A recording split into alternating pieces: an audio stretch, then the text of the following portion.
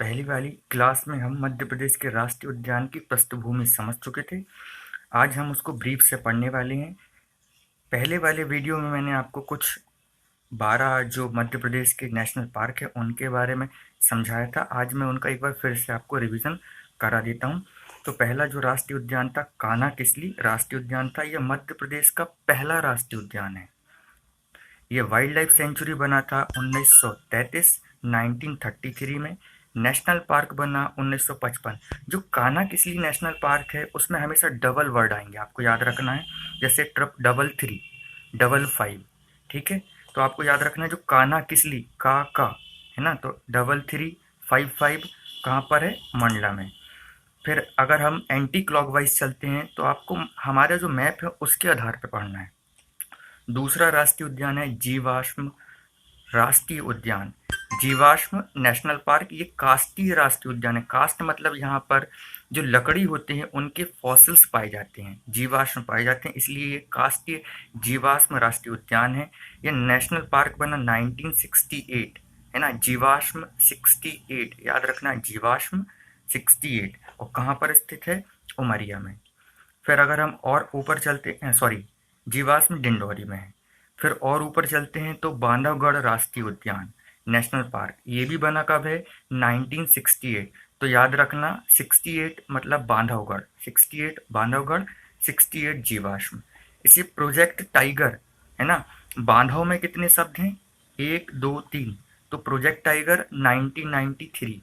और बांधवगढ़ कहाँ पर स्थित है, उमरिया, ठीक है। जीवाश्म कहाँ पर है, डिंडोरी, और बांधवगढ़ कहाँ पर है, उमरिया।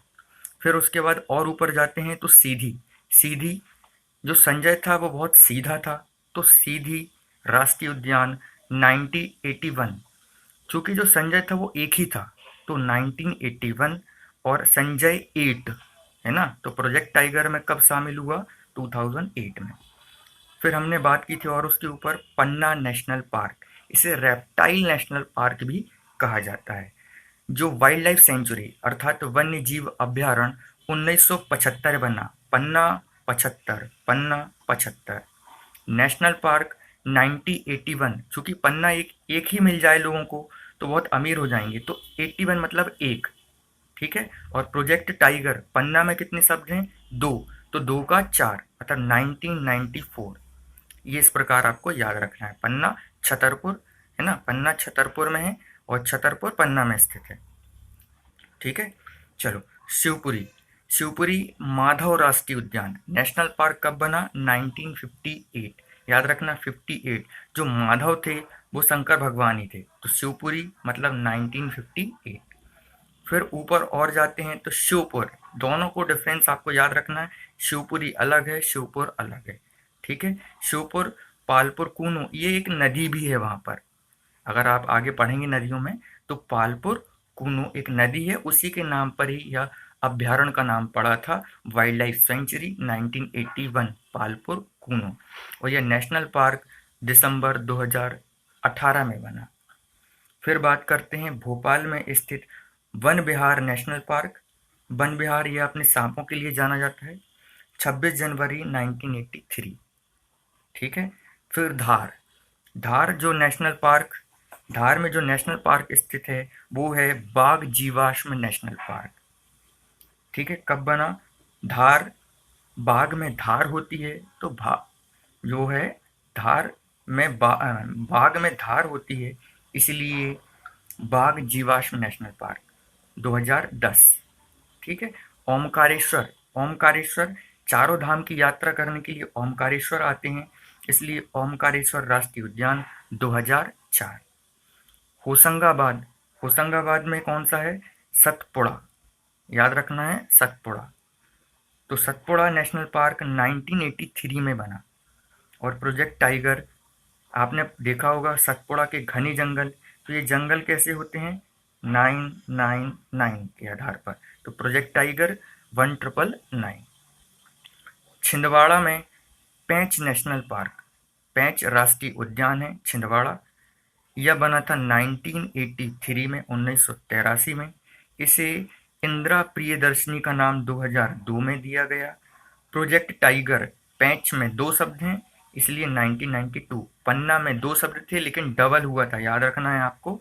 तो ये 1994 में प्रोजेक्ट टाइगर में शामिल हुआ था, और यहाँ पर पेंच में 2। यह मोगली लैंड के नाम से भी जाना जाता है। तो इस प्रकार मैंने आपको 12 राष्ट्रीय उद्यानों का पृष्ठभूमि समझाया था। लास्ट में जो मैं आपको समझाने वाला था, एक बुक का नाम वाइट टाइगर, पुस्तक अरविंद अडिगा ने 2008 में लिखी थी, इसलिए इन्हें मान बुकर पुरस्कार दिया गया था 2008 में ही, अरविंद अडिगा को मान बुकर पुरस्कार। आगे बढ़ते हैं। अब थोड़ा सा बाघ के बारे में जानकारी आपको देना चाहता हूँ। बाघ ये किस संघ का है? तो कॉर्डेटा संघ का है। इसका वंश कौन सा है?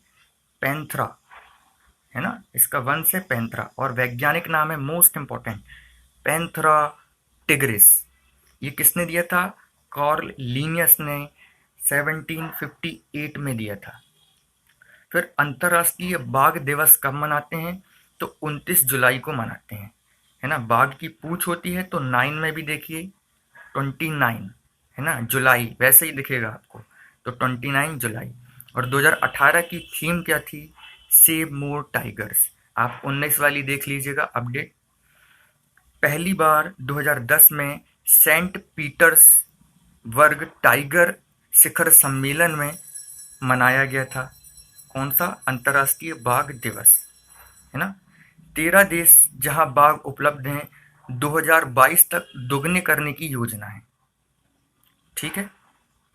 अगर हम बात करें 2014 के अनुसार, तो सबसे ज़्यादा इंडिया में बाघ हैं, फिर उसके बाद रूस में बाघ हैं, फिर इंडोनेशिया में, और फिर मलेशिया में। रूस में 433, 433, इंडोनेशिया में 371, मलेशिया में 250। अभी 2018 की जनगणना हो चुकी है। बाघों की जनगणना प्रत्येक 4 वर्ष में की जाती है।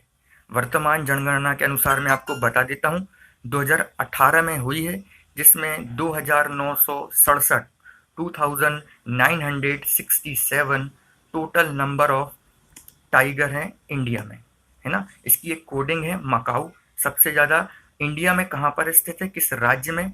तो माह से हो जाएगा एमपी 526, 526, कर्नाटक में 524, उत्तराखंड में 442, 442 स्थित हैं, 42 हैं, सॉरी, स्थित है नहीं हैं। बाघ संरक्षण परियोजना, मोस्ट इम्पोर्टेंट, है ना, प्रोजेक्ट टाइगर यही कहलाता है ना। Tiger conservation project, project tiger कब स्टार्ट हुआ? 7 अप्रैल 1973, मोस्ट इम्पोर्टेंट, कब? 1973, है ना। और 73 में ही मध्य प्रदेश में पहला प्रोजेक्ट टाइगर शामिल हुआ, वो था कान्हा किसली। इससे पहले मैं आपको बता चुका हूँ। राष्ट्रीय बाघ संरक्षण प्राधिकरण, most important, national tiger conservation authority बनी थी दिसंबर 2005 में, जिसे एनटीसीए के नाम से भी जाना जाता है। ये मोस्ट इम्पोर्टेंट अथॉरिटी है। यह पर्यावरण, वन एवं जलवायु परिवर्तन मंत्रालय के अधीन गठित एक अथॉरिटी है, एक संवैधानिक निकाय है, स्टैच्यूटरी निकाय है, ठीक है। इसका गठन बाघ संरक्षण के उद्देश्य से किया गया है। इसकी शक्तियां व उत्तरदायित्वों का उल्लेख वन्यजीव संरक्षण अधिनियम, वाइल्ड लाइफ कंजर्वेशन एक्ट 1972, जिसे 2006 में संशोधित किया, में उल्लेखित किया गया है। इसके अध्यक्ष, मोस्ट इम्पोर्टेंट, इसके अध्यक्ष चेयरमैन पर्यावरण एवं जलवायु परिवर्तन मंत्री कहलाते हैं, ठीक है। ये उस समय के थे हर्षवर्धन। अभी आप देख लेना है कौन है जलवायु परिवर्तन मंत्री, ठीक है।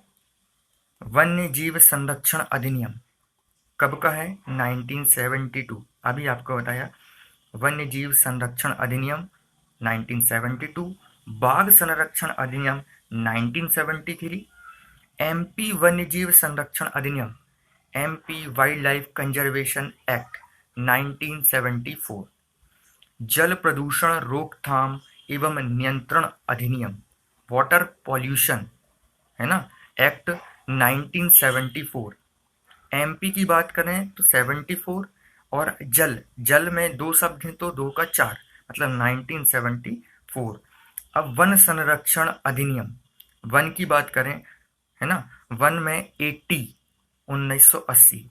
वायु प्रदूषण, अभी हमने जल प्रदूषण पढ़ा था, अब पढ़ेंगे वायु प्रदूषण, तो वायु एक ही है तो 1981। और आप जो वन की बात करेंगे, वन का जो कैनोपी होता है, कैनोपी का मतलब ऊपर का जो छत्रक, छत्रक होता है, वो आप देखेंगे तो जीरो के समान दिखाई देगा, तो 1980। और जल की बात करेंगे तो चारों जगह जल स्थित होना चाहिए, तो 1974।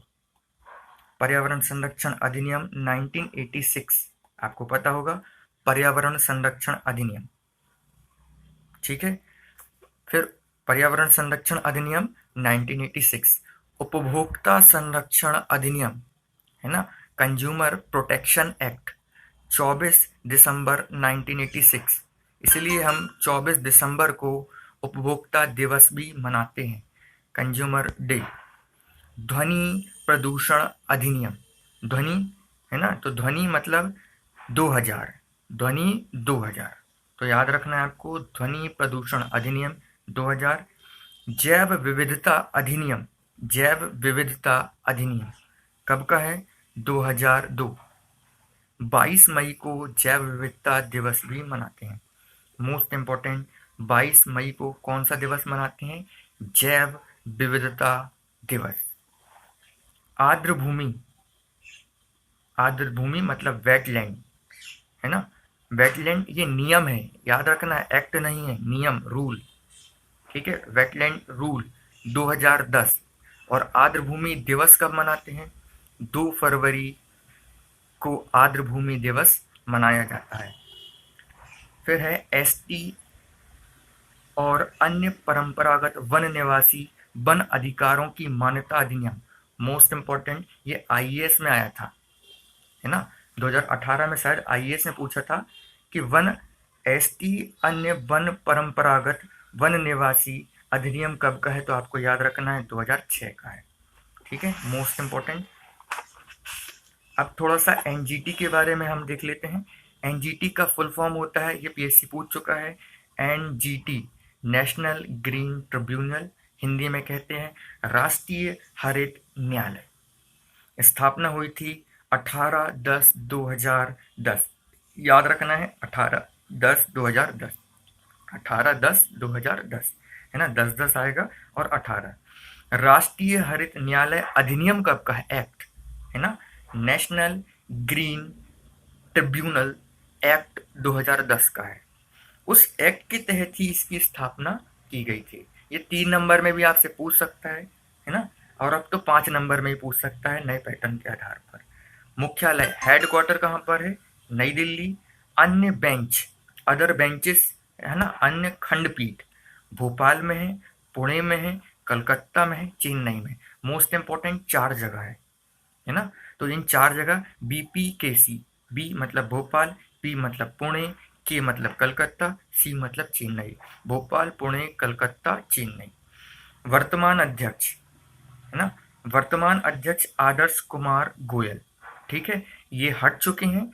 अब इनकी जगह कार्यकारी, है ना, कार्यकारी यूडी साल्वी, है ना, कार्यकारी जो चेयरमैन है वो हैं यूडी साल्वी। इससे पहले कौन थे, स्वतंत्र कुमार। उससे पहले कौन थे, लोकेश्वर सिंह पंत, आपको याद रखना है, ठीक है।